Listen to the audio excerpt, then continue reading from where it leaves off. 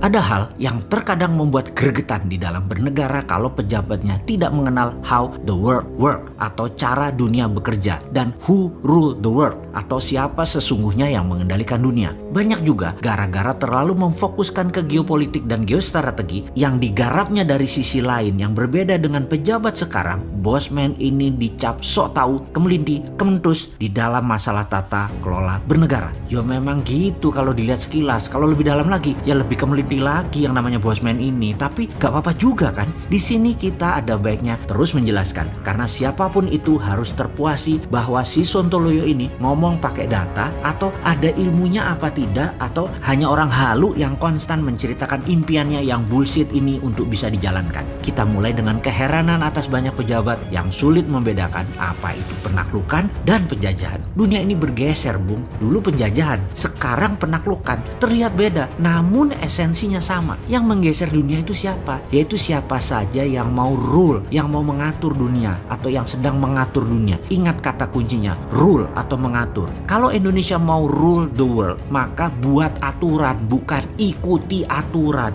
Mulai paham mengapa berkali-kali si Sontoloyo ini mengatakan negara tidak berdaulat selama mengikuti aturan dari globalis atau dari negara kuat lainnya. Kita mulai dengan who rule the world. Mereka ya ruling the world punya dua cara, conquering atau penaklukan, yang kedua adalah colonialization atau penjajahan. Penaklukan adalah mereka mengambil apa yang mereka butuhkan dengan paksa. Kalau penjajahan, mereka bukan hanya mengambil apa yang mereka butuhkan, tapi menetap, tinggal, mencaplok wilayah dan mengendalikan wilayah tersebut dengan aturan mereka. Amerika itu strateginya adalah conquering. Timur Tengah ditaklukkan, minyak dan gasnya dikendalikan, diambil. Indonesia dan negara penghasil kekayaan alam, energi terbarukan maupun mineral tambang ditaklukkan dengan berbagai tekanan. Amerika yang conquering pemerintahannya, kemudian yang mengkolonisasi adalah swastanya Amerika. Tiongkok menggunakan koloni atau penjajahan, uang Tiongkok, tenaga kerja Tiongkok, mesin teknologi Tiongkok, wilayah hasil alamnya seluas-luasnya dikuasai sampai bahan bakunya habis di negara lain tersebut, lalu hasilnya setengah jadi, produknya tadi diambil balik ke Tiongkok lagi. Tiongkok yang conquering pemerintahnya, yang mengkoloninya BUMN Tiongkok. Kelebihan Tiongkok adalah karena basisnya negaranya adalah komunis, dan komunis itu punya ciri yang sama dimanapun komunis berkuasa. Kuat sekali propagandanya dan kuat sekali mengendalikan informasinya, baik yang masuk ke Tiongkok ataupun yang keluar dari Tiongkok. Semua didesain, semua diorkestrakan. Semua cerita yang keluar dari Tiongkok, semuanya Tiongkok itu bagus, Tiongkok itu keren, terorkestra rapih. Halaman depan Tiongkok, fasad bernegaranya, mukanya Tiongkok, halaman depannya, apapun dari Tiongkok itu bagus. Itulah propaganda dengan mengendalikan media serta informasi. Ini kalau di Tiongkok hal seperti ini, propaganda itu masuk di Kementerian Pertahanan, masuk di DOD-nya, Department of Defense.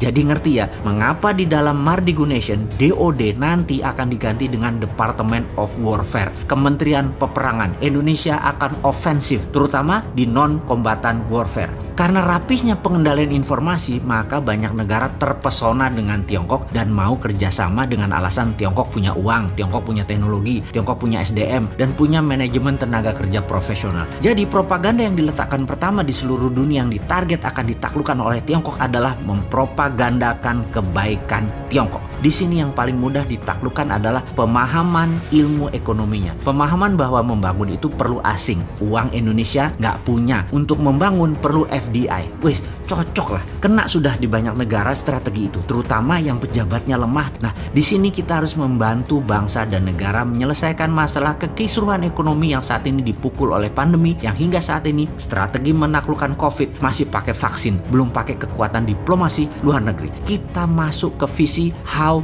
the world works sekarang. Bagaimana cara dunia bekerja? Ada sebuah website yang menghitung hutang semua negara. Klik saja di worlddebtclocks.com.